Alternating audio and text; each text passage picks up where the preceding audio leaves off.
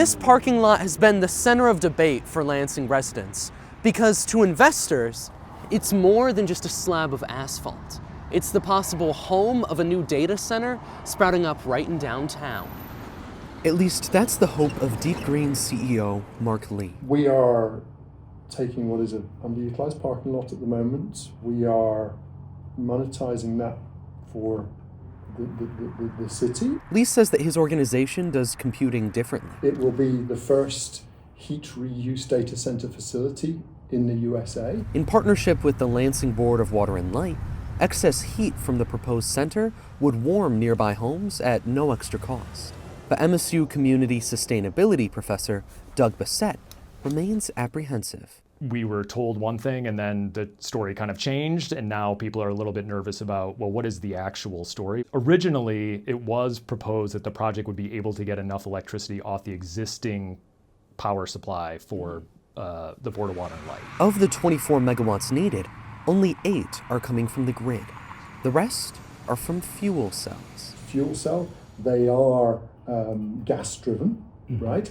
But they supply the power through a chemical reaction rather than combustion, which makes them a more sustainable, more clean fuel source. Bessette agrees, to an extent. There's really no sustainable form of power that relies on fossil fuels, but they're more efficient and they're more sustainable than just relying on like a natural gas turbine or a natural gas power plant. But even then, 8 megawatts is still coming from Lansing's grid. How much is that really? Think of a megawatt as a Meijer watt. It's about the amount of electricity necessary to operate a Meijer grocery store. And of the grid energy and natural gas used, Lee promised nearby residents won't see it affect their wallets. It's quite a standalone project that we are running here, where the incremental cost of that will be borne by us, not by BWL, and certainly not by any of their end users. The center is also set to use closed-loop cooling, which recycles water back into its own system.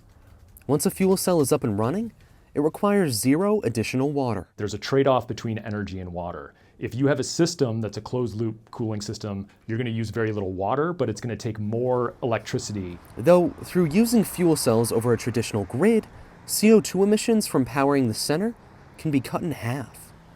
But that difference is a drop in the bucket if larger centers don't follow suit. When I see all of the hyperscale 1,000 megawatt, gigawatt size data centers and what comes along with them, that's what keeps me up at night. A sentiment that Lee echoes. Yes, data centers will be built, but there's the right way to do it. In Lansing, Liam Clymer, Impact 89 FM.